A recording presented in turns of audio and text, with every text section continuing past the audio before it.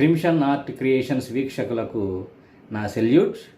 గడిచిన ఎపిసోడ్లోని నా ప్రశ్న మరియు దాని సమాధానం చెప్తాను. ప్రశ్న ఏంటంటే, ఎన్ని భాగాలు చేసినా పేరు మాత్రం మారదు అని చెప్పాను. దాని సరైన సమాధానం నీడ. ఒక వస్తువు ఉందనుకోండి, దాన్ని మనం వెలుతురులో చూస్తే దాని నీడ కనిపిస్తుంది. అదే వస్తువుని ఎన్ని భాగాలు చేసినా సరే కనిపించేదాన్ని మనం నీడ అనే అంటాం.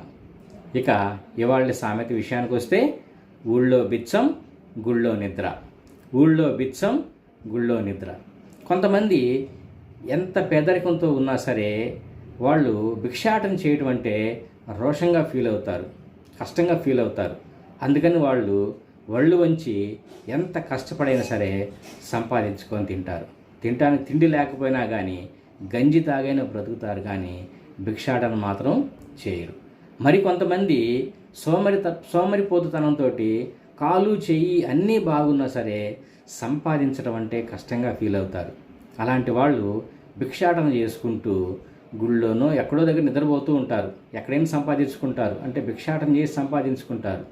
ఎవరైనా సోమరితనంతో ఏ పని చేయకుండా అటు ఇటు తిరుగుతూ ఉంటే వాళ్ళని మనం ఇలా ఊళ్ళో బిచ్చం గుళ్ళో నిద్ర అని అంటూ ఉంటాం.